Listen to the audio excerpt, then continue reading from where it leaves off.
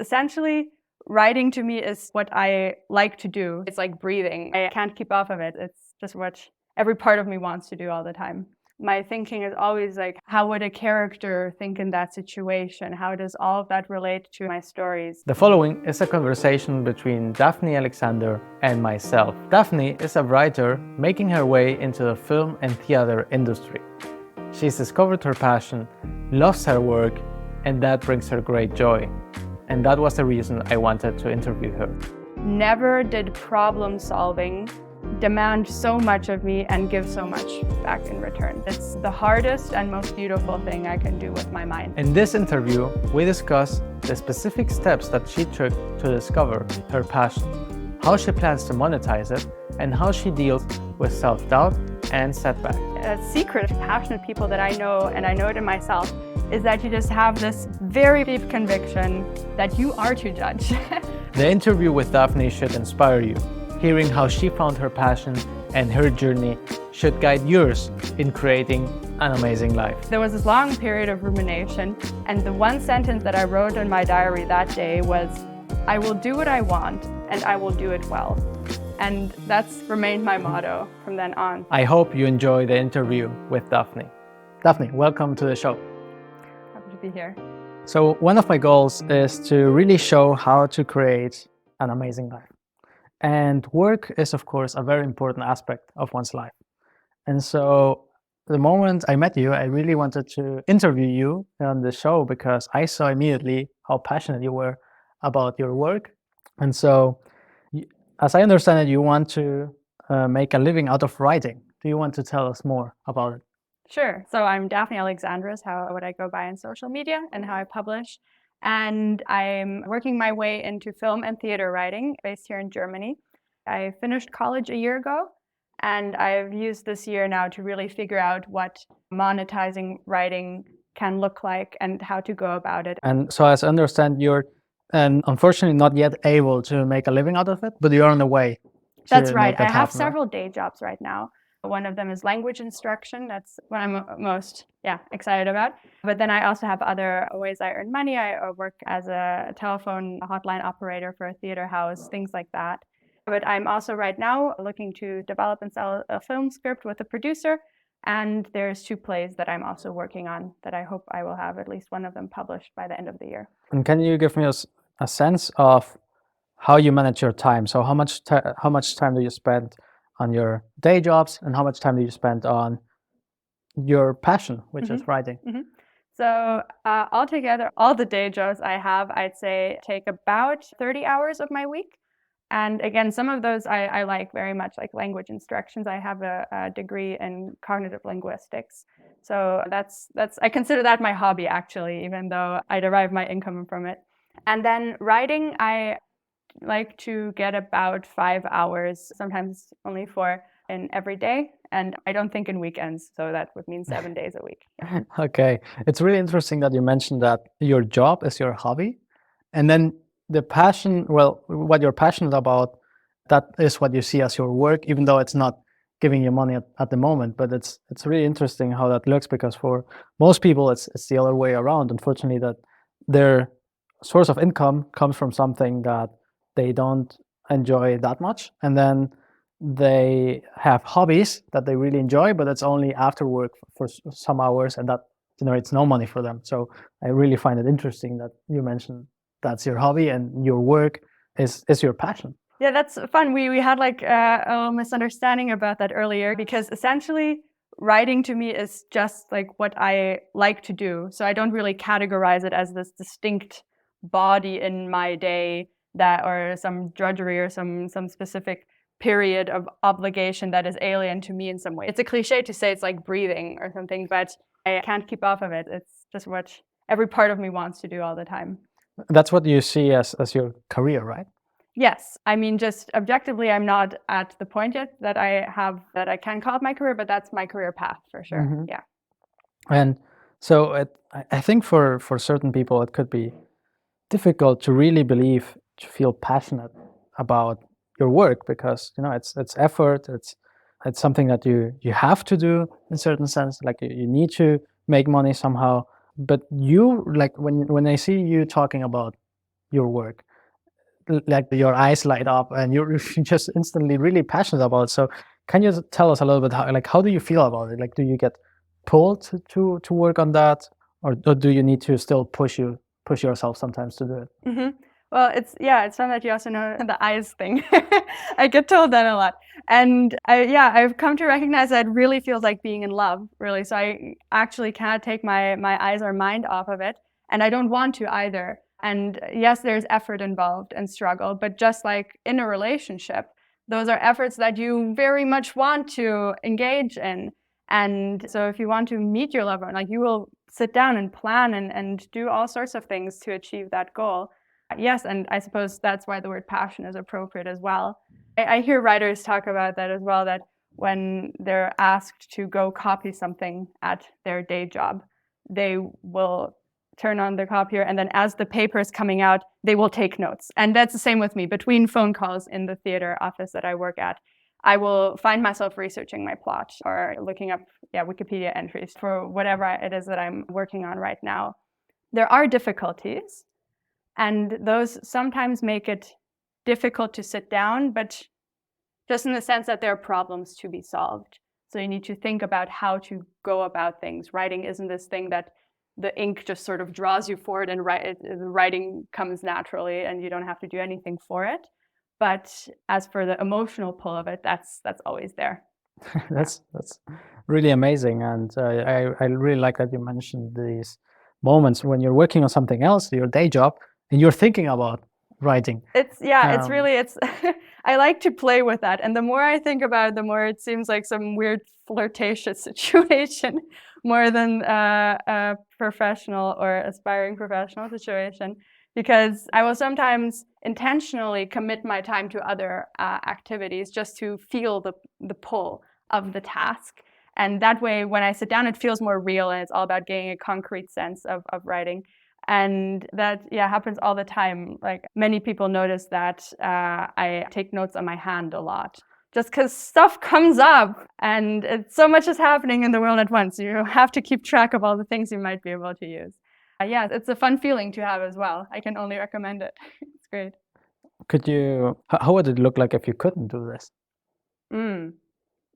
That's difficult to think about, just because it would imply such a radical change. Like right now, the way it feels is that each of my days has sort of a title to it and a specific function.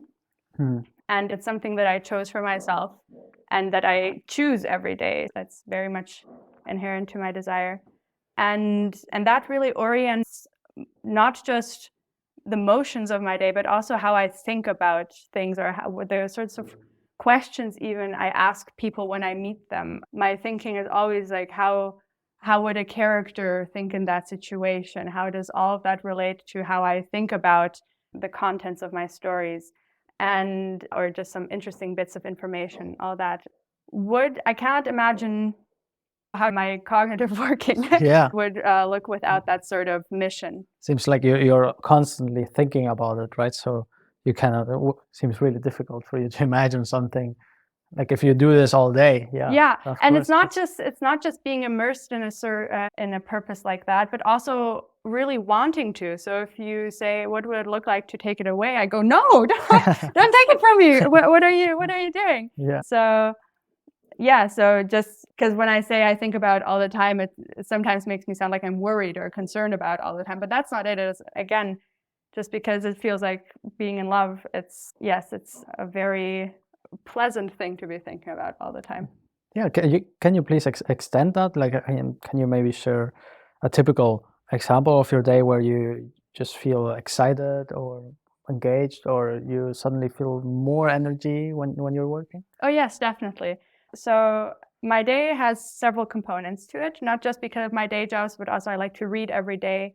And the joys I get there are just fundamentally different than the joy I get from living in the scene, say, that I'm writing for a play. And even my laughter sounds different in day-to-day contexts than my laughter, and this will make me sound a little bit insane, when I'm alone thinking about something clever that occurred in a scene.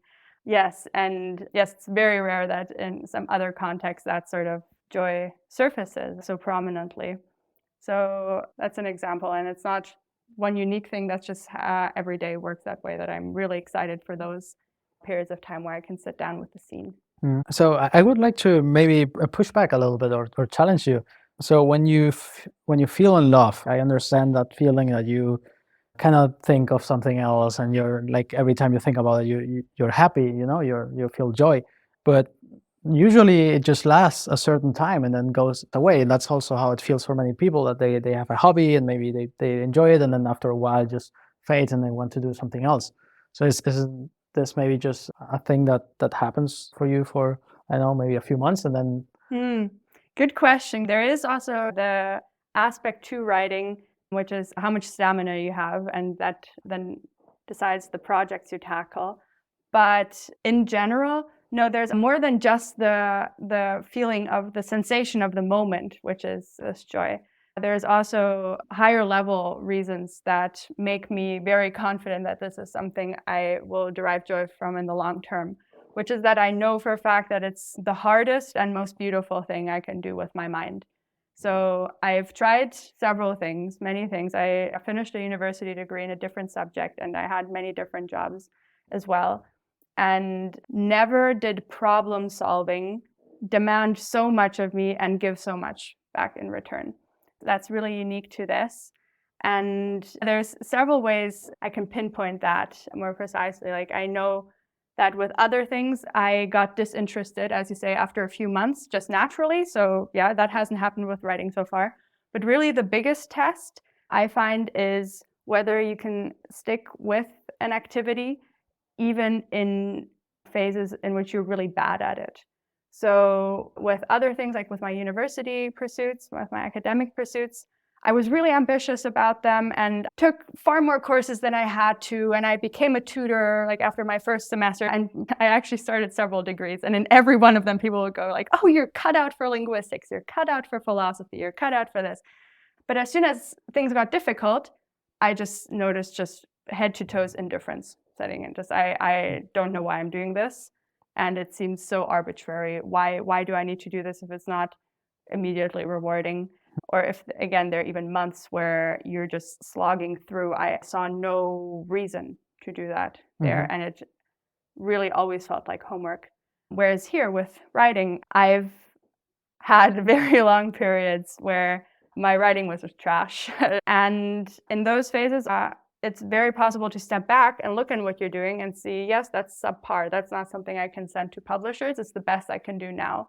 And maintaining that motivation, keeping at it, and wanting to as well, that's what really makes me very confident in my pursuing it further. that's really cool that you maintain this, and it's basically a permanent, this joy that you feel while writing. Do you know what makes it permanent for you, or why it sticks and you continue enjoying? Maybe you enjoy it even more, the more time you put in, maybe you enjoy it more. Do you know why? Yes, so several parts, several aspects of writing make it sometimes seem like it's uniquely cut out for my odd brain. And it's that you get to immerse yourself in subjects for a limited amount of time, and you get to deal with big ideas, which I love, but in a very concrete way. And both of those aspects are things that I enjoy very much. I love daydreaming, and I had many problems with that as a teenager. I'd spend very much time that way. And writing takes that and forces you to be just really good at daydreaming, essentially. So it's like directed daydreaming. So yes, I've also always had a fascination with language, which also explains my linguistics degree. So many facets of my interests come together there in a really crystallized way. That's at the same time really hard to execute in real life, which also challenges me and motivates me. Yeah. What do you mean with that?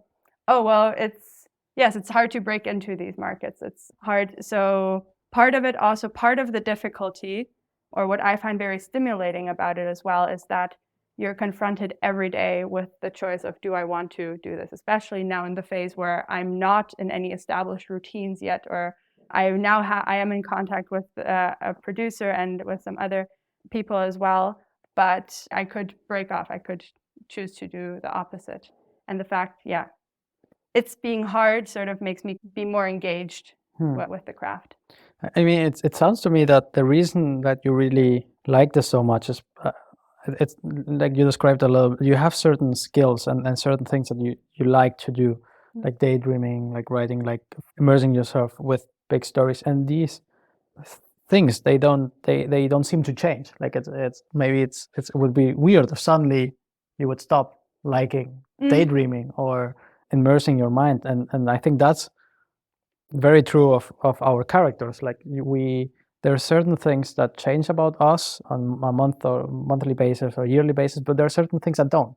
Yeah. Like we are the same person, we are the same character, and we also like the same things. And it seems that with writing, it just is like a thing for you where you have many different interests, and these all those interests coincide really well with writing. Is that how you see that?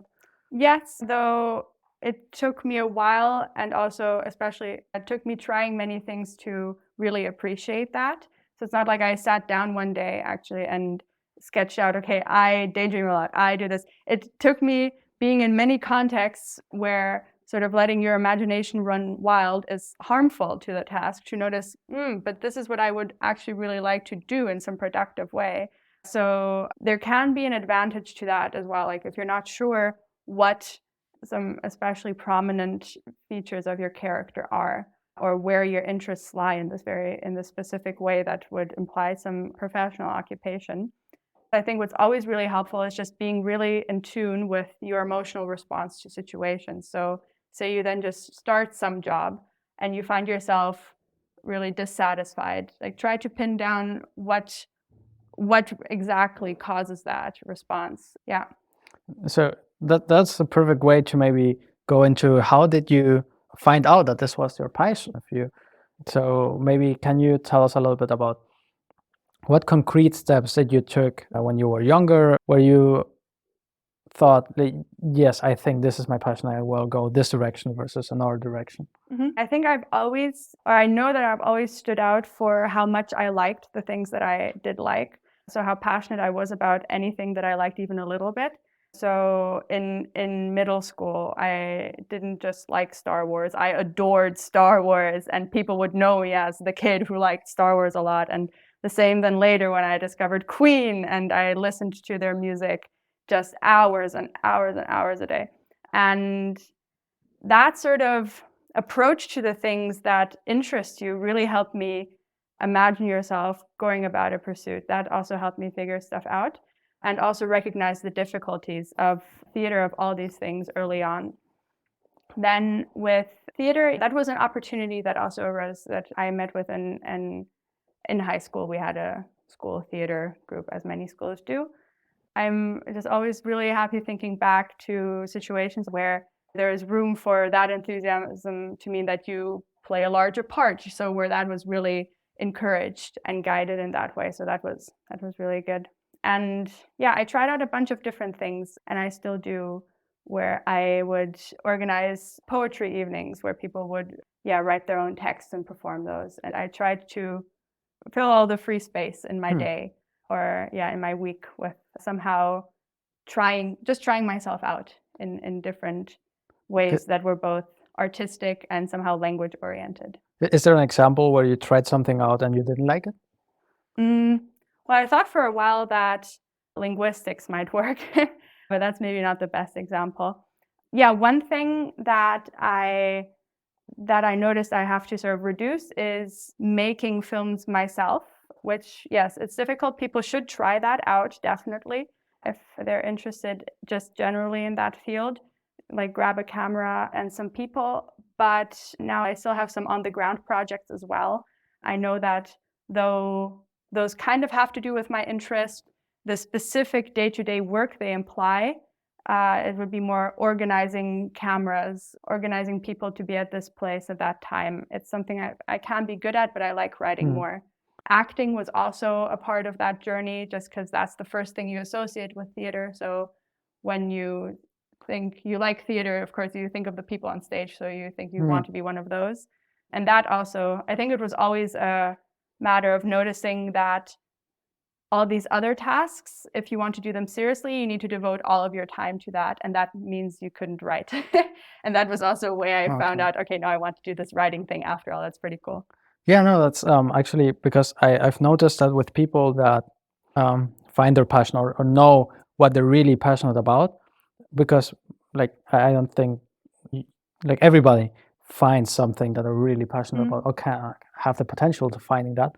But one of the commonalities that I've seen is what you also mentioned right now, like trying out many things. And actually what this also means is that sometimes you try something out and you don't like it. And then okay, I don't like this, but I really like this, so I will go to do that more. So that's why I asked you if you tried certain things and you saw like maybe after trying it, I don't know, 3-4 times, you saw, okay, actually I'm not that interested in that. Is that what acting and filming was for you? Definitely. And also with both of those things, I wouldn't change my move back then at all. I would do the same thing again. I mean, not with the knowledge I have now, obviously, but I wouldn't recommend anyone take more time to think things through. I think diving, like if you know just the general field, getting an internship, setting up some small project, that will really give you the information on even everything that's out there that will inform your thinking far better than if you do abstract research for too long trying to prepare for it. So is that how it was for you? Because you had this direction of, it seems, movie, theater, stories. So you tried filming, you tried acting. So and then you were, because I think so for now, right now it's pretty clear for you what you want to do. But before, I guess maybe 5 years back, 10 years back, it wasn't so clear.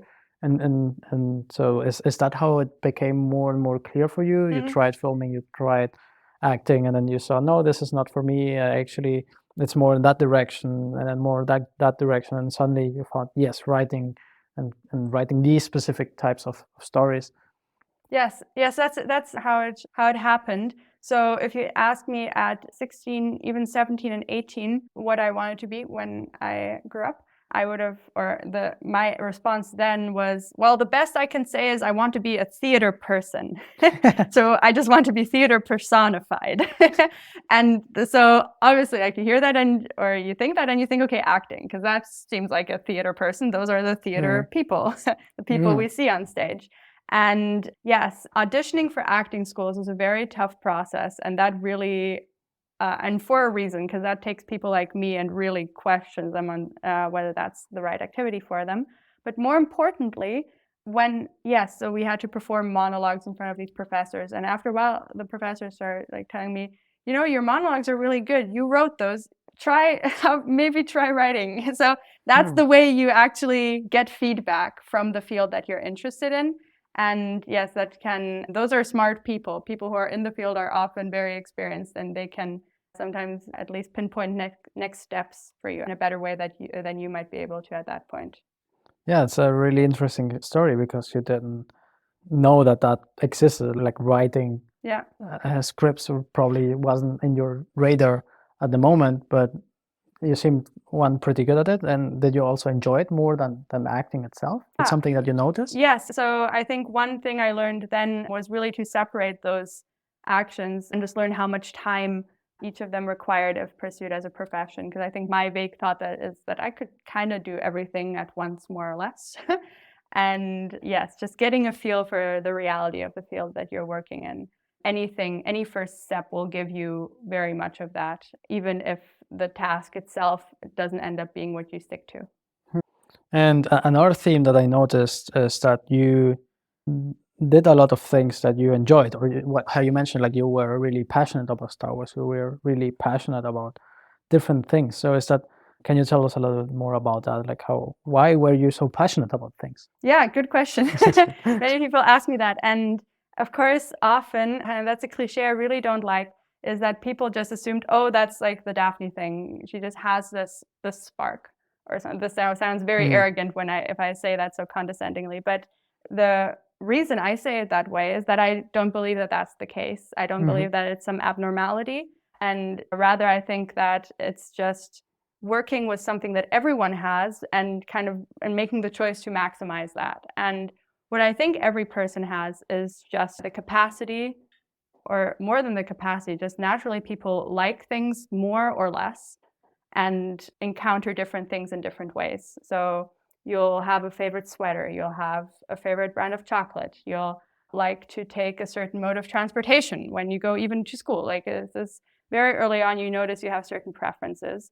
And then the question is how seriously you take those. And I think taking those more seriously is such a rewarding way to go about life. And that's why I mentioned it when you asked me about how I found my passion, because I think going about things in that manner really makes it easier to make professional decisions then too, because you will be just so in touch with what you like and what you can feel that you're good at and what you want to engage with more or less. And the more you manifest that as just being something that you have the right to do, and more, not just the right, but like it's just the natural thing for you to do and to tend towards, the easier it will be to make major choices as well. Yeah, I think like that's really interesting that you, so since very early on, you took your interest very seriously and you did things that you really wanted to do. And I guess that what it means is also that you minimize the things that you didn't want to do. Oh yeah, at a cost sometimes, yes. Can you say more about it? Like, can you give us an example of something? Sure. So in school, there were also obviously things that I wasn't just not obsessed with, but I just really wasn't interested in. But those were obligatory school subjects. I had to live with the fact that if I didn't put in the work necessary to pass those exams, that I wouldn't pass them or that I would get bad grades. So sort of emotionally disconnecting or not connecting in the first place to the grade you get in the subject you're not that interested in. Oh, so you didn't care about. I didn't. Because and you didn't care back, about those looking back, subjects. it was really odd, actually, that I could get like a D in a subject and just be completely unaffected by it. Happily, my parents also were very laissez-faire in that regard, and they would let me figure out my own. So they didn't ground you, or? No, they didn't punish me. They would ask questions sometimes, or there were moments also when they tried to study with me, but that failed very quickly, or they noticed that I was good enough at other subjects to sort of have the image of a decent student, so that it didn't raise any major concerns. But yes, there were subjects that I was just disinterested in, and again, thinking back, it's odd how just completely unaffected I was by how I did in those settings. Yeah. Can you give us maybe an example where you were really, where someone was maybe trying to make you do something that you didn't want to do and you didn't care that much? Yeah, there are several such examples in school, and the one that really stands out in my memory is geography 8th grade. Geography 8th grade was a tough nut to crack, and many people were involved in trying to get me to have a better grade in geography. I don't know, I like geography now. I love history, I love all sorts of different topics of study. But back then, I don't know why, but it's just the topics, it failed to prove itself to me.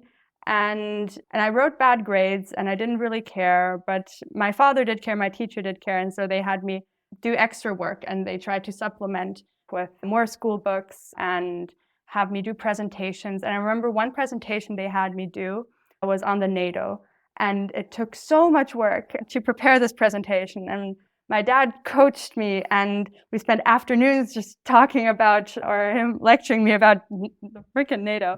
And I had these cue cards written out, and I remember walking to the front of the class and just knowing that I knew nothing and just having no idea what was going to happen in the next 15 to 20 minutes. And I had my cue cards, and I had 30 people in front of me. And you know the way you would look at your classmate when they're doing a bad job. It's like sympathy, but also it's really cringeworthy.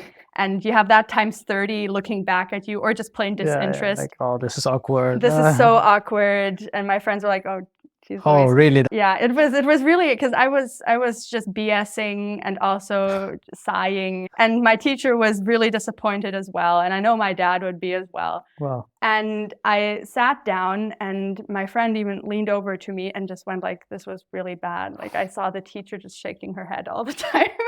And what stands out to me in my memory of that day is that I really that nothing stands out. So I went about the rest of my day completely fine. I didn't get upset. I didn't cry. I didn't think, oh, I need to improve in this or that way. I didn't criticize myself for a second.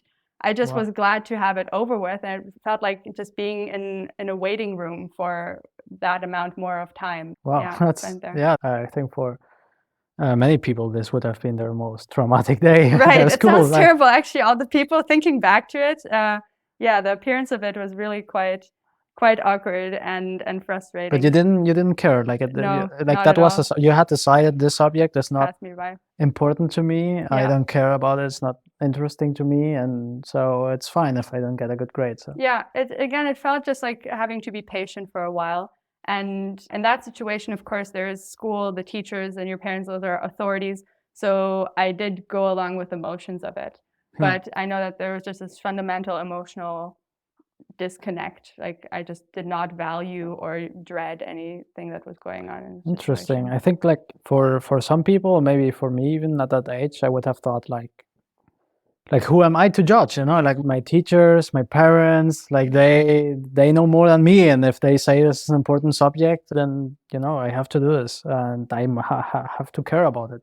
I love that question. Who am I to judge? That's such a fundamental question. I think a secret, if I may say so, or just like an aspect to passionate people that I know, and I know it in myself, is that you just have this very deep conviction that you are to judge and you can judge. And it is almost like a mission for you to choose what you do, to judge, to make those, to make those decisions, so that on the emotional level, that just can't be taken away from you, no matter where you are, no matter whose orders you have to follow at school. And that again goes with choosing what you like and just really choosing that and getting a kick out of that choice. Think about the articles of clothing you like.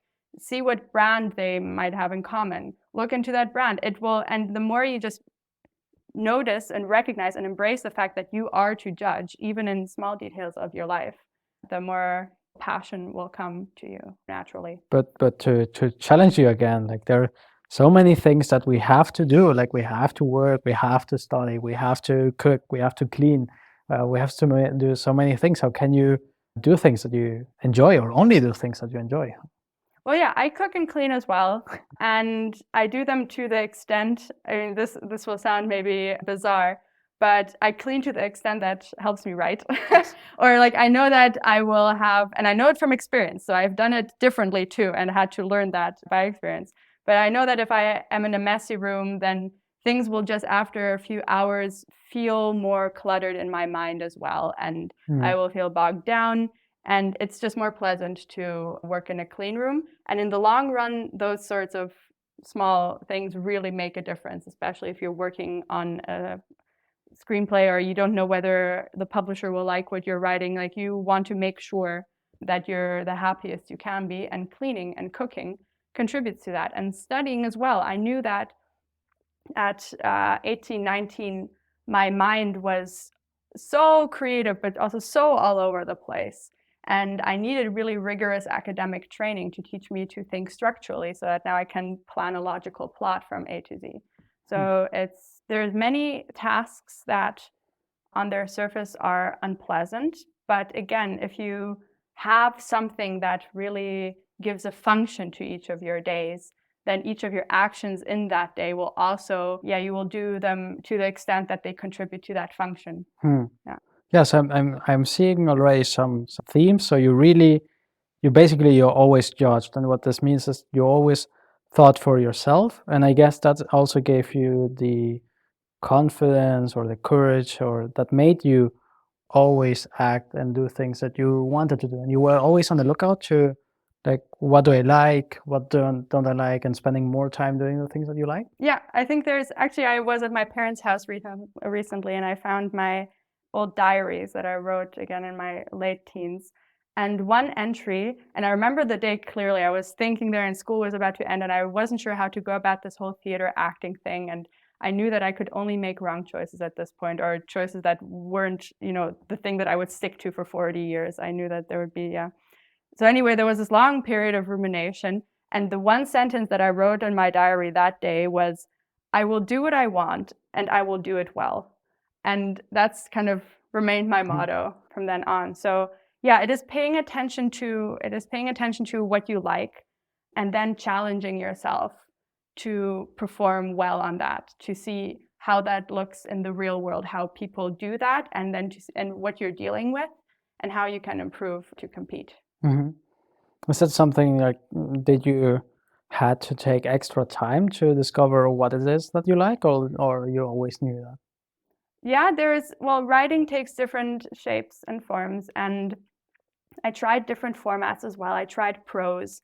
I came again through trial and error. All of this is trial and error, and I love it. I am in the process of landing with writing for stage and screen.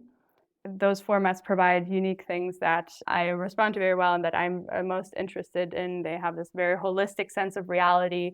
It's less about the grammar of your sentences and more about the images that you create. It's a very powerful format and one that I enjoyed also much growing up.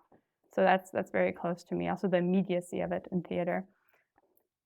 In terms of trying different things out, I've tried writing prose and or poetry as well, which I still do like a lot. But in choosing what really to focus on, it's so important to be brutally honest about whether you like something or not. Mm-hmm.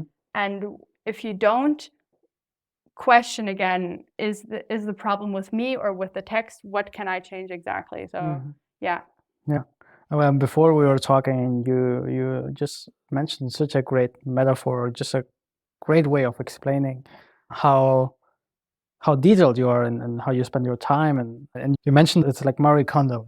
Do you want to tell the story? Yes, that really brings it down to, and also convinces people actually because usually they just think I'm a hedonist brat or something when I say I just do what I want. But Marie Kondo, she does a good job. She will take a person's cluttered life, lift up objects and ask, does this spark joy in you? And if no, then it goes out. And it's so valuable. And I think that example also really makes people relate to how rewarding it is to go about life in that way. So, and that's again not a spark that's imbued in people from birth, and that some people have and some people don't, and some people just naturally have a cluttered life. And I do this like regularly.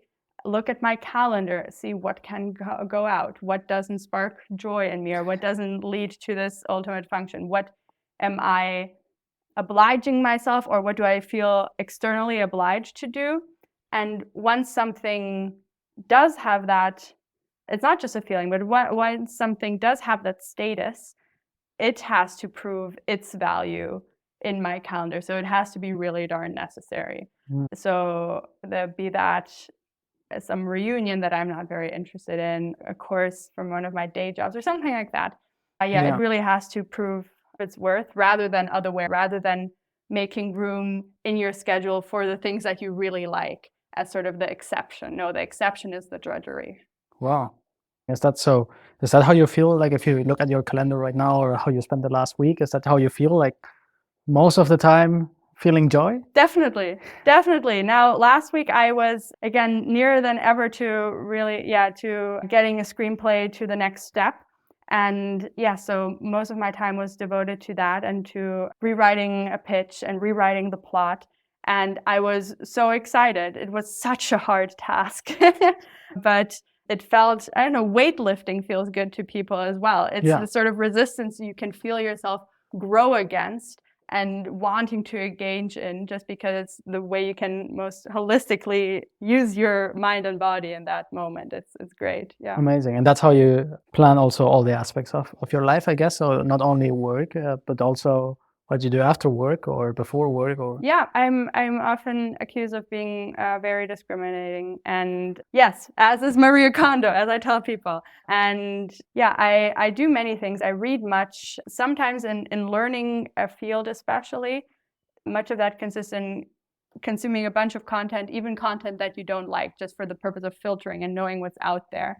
So I'm just thinking about my literal calendar right now. So I have gone to plays that I knew I would probably not like, just to see what that looks like, and to learn about the structures of that experience more as well. Some of those things, or doctor's appointments, they don't on their surface spark joy, but I can very well see how they serve to push my ambition forward. Yeah.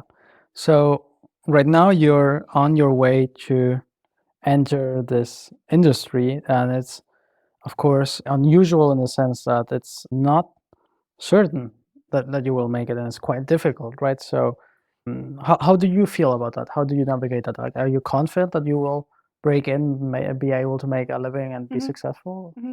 Yes, I am now. There are, however, and were necessary stretches, periods of time where I wasn't.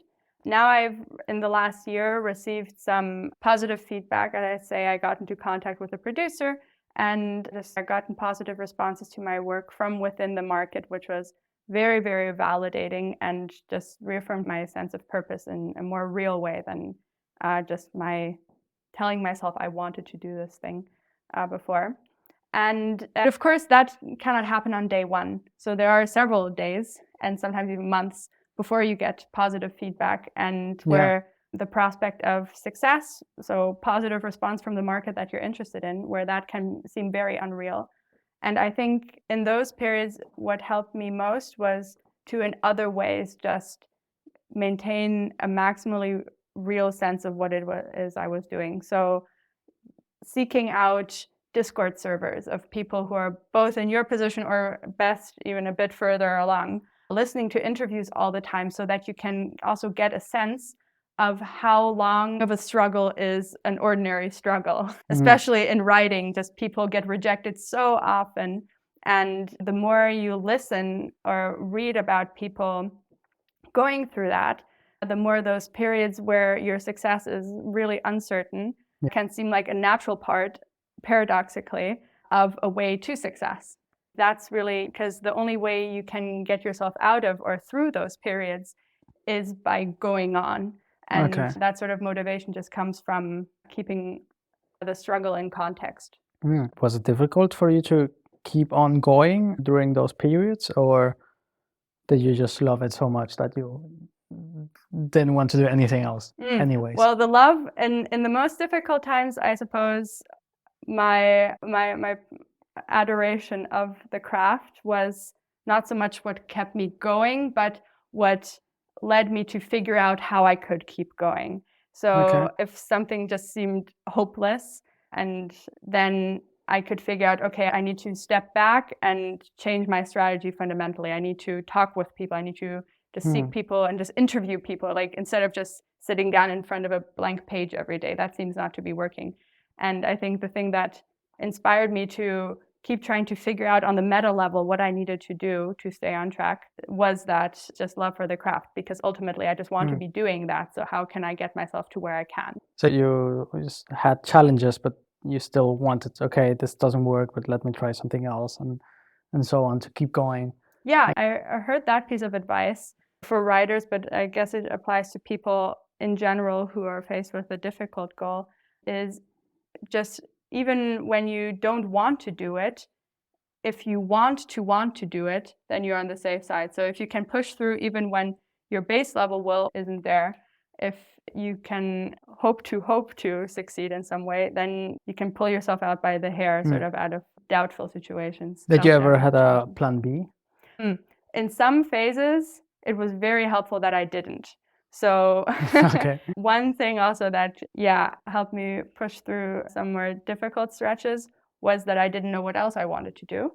And I still don't. I now have a day job that I like more than another. So I used to also work just as a waitress or something like that. So things that I really was not, I found ways to be passionate about that too, and sort of run the bar, things like that.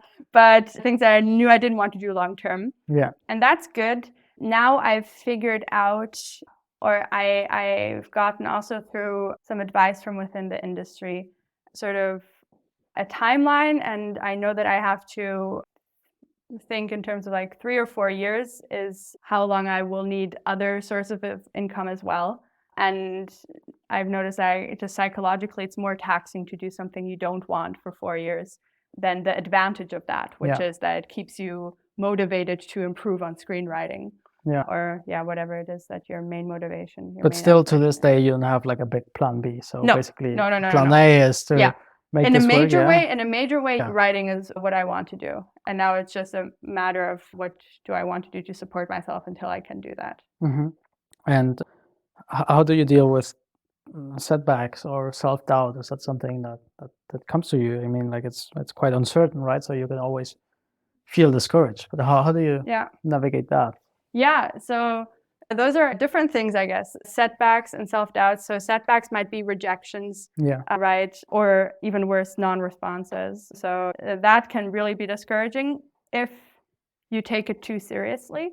And I think the trick is to have a really real sense of how many setbacks are a normal amount of setbacks. And what helps there is, again, just listening to people who are in the field, having a really stable sense of whether you're doing okay in face of something that just in that moment looks like a failure. I actually find these sorts of quote unquote failures to be incredibly exhilarating in a way as well, because it means that I'm in touch with the market. I'm trying, I'm getting out there. And especially the negative feedback, like the negative feedback I got when I auditioned for acting, where they would tell me, no, maybe you'd better be a writer if you're writing these texts. That was something that redirected me in a good way. So sometimes negative feedback, or not sometimes, but any negative feedback can be incredibly constructive. So yeah, that actually keeps me more in touch with what's going on. I guess some people also call me a Pollyanna for that reason, but it helps, especially if just the quantity of rejections you have to deal with is so big. It helps to either have them not figure onto your radar very hard. So picture you're trying to learn to do a handstand, right?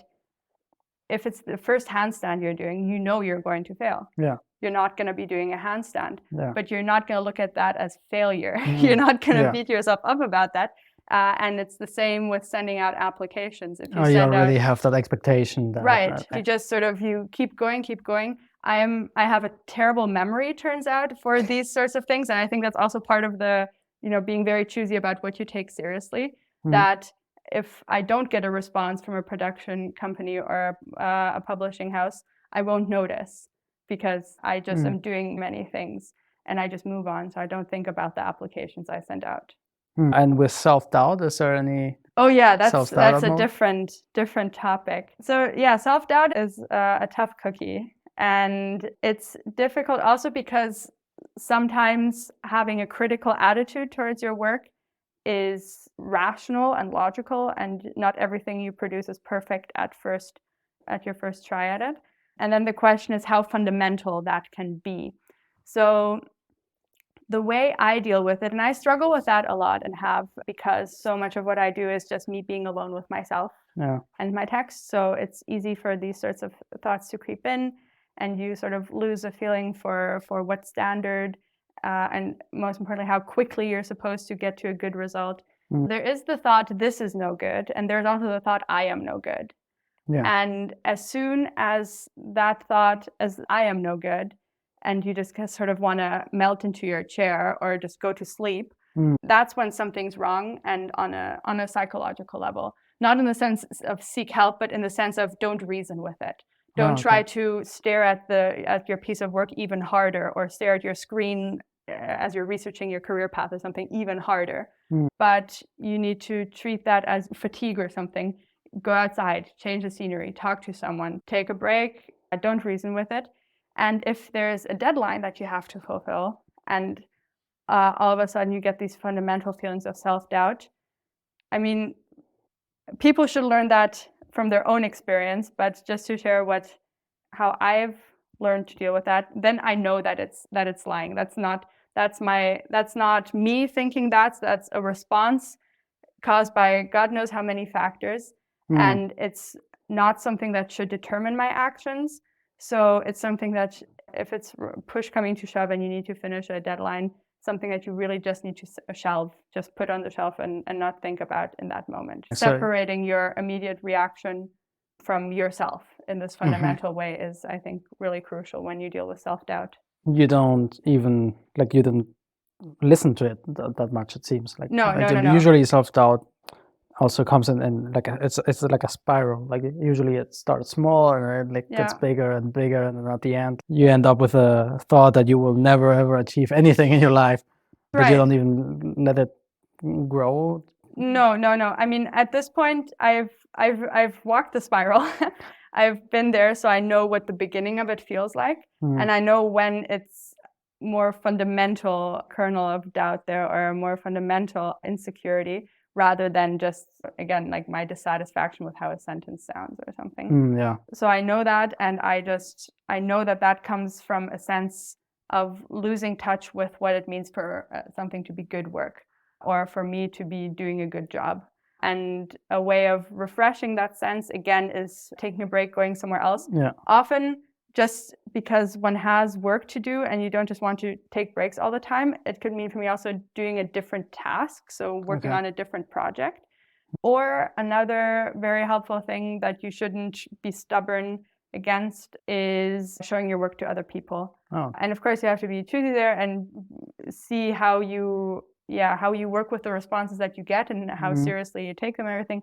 But just getting an outside eye is already something that's objectifying in the best sense. Like you get a sense of reality. Yeah, that's right. I also had this experience that I felt terrible about one of the videos that I was doing, and then I showed it to my girlfriend and a few friends, and they were like, "Oh my God, this is amazing!" And it really, like, sometimes you have really your standards are really off, and it helps to get a second opinion after from someone else. And it almost never happens that they tell you that it's as bad as you think it is. Yes, you're always your harshest critic. Though it has to be said, like sometimes there will be stretches where you perform badly, and that's where it's really hard to keep up your self-confidence. I keep coming back to this, maintaining a sense of for how long it is okay for you to produce bad work, like seeing how this works and how other people talk about it. So for me, it was just a world of difference as soon as I heard how people talk about first drafts.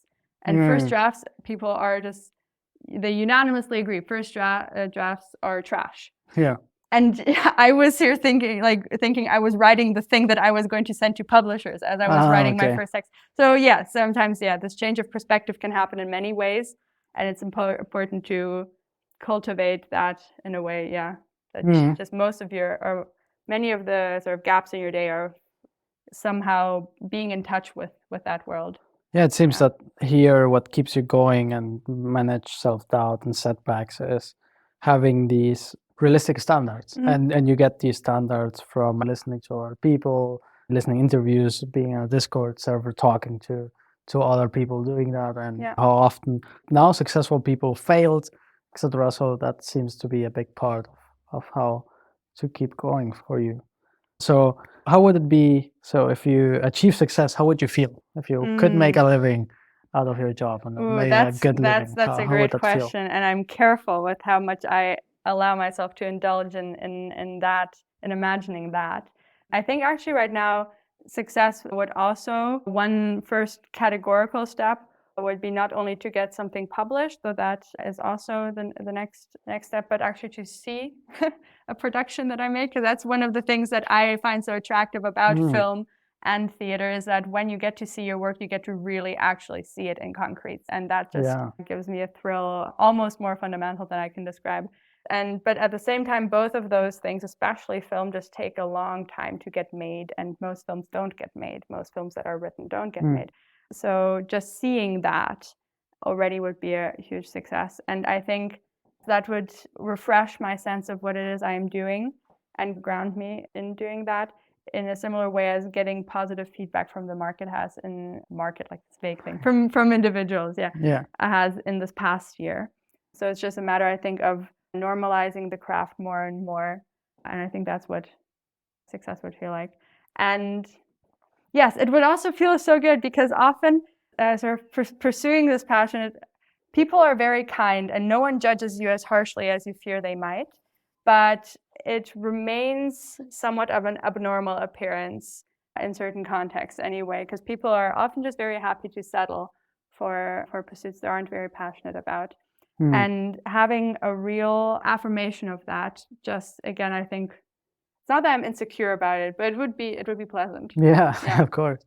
And inspire people. Yeah. That's what I mean. That it doesn't seem abnormal, but that it seems more achievable. Yeah. Yeah. And do you think this long struggle that you're going through right now would maybe add to that achievement later? So when you achieve it, when you reach success, do you think it would mean more to you because of the struggle and the challenges that you're going through right now? Is that something you think of? Something that you see that way? Yes, I think it will definitely be even more rewarding that way. And that's again something that I like about this very difficult field, is that your successes really, really mean something. And I think that's for anyone who's interested in a risky field. I've always found, like, if I'm very honest with myself, I always found that to be appealing more than discouraging, because it meant that my actions were actually meaningful in a way I could feel immediately. So for anyone who's getting discouragement for being interested in a field like that, that's something that you can turn around for yourself emotionally. Yeah, awesome. All right, so thanks for sharing this story with us. So you told us how it feels to be really passionate, and also showed us, and so I'm really grateful for that you shared this, and also a little bit about your childhood, and that you were always since the beginning really paying attention to what it is that you find interesting and how you spend your time, and now also how you deal with this challenge, this uncertainty of reaching success in this industry which is basically your passion, writing really great stories. So is there anything else that you would like to mention? Well, people can follow me on social media. Yeah. Again, I can be found as Daphne Alexandra. My favorite platform is Instagram. So if people are curious, that's where they will find out about work that will come out. There's a literature blog in the planning. Yeah, much fun stuff that I'm cooking up right now. Yeah, you can find the links in the description to follow Daphne. And so thanks a lot, Daphne. Thanks for taking the time. Thanks for having me. This was so fun. I hope you enjoyed the interview with Daphne. If you did, give it a like. And many more interviews like these will come in the following weeks, so consider subscribing.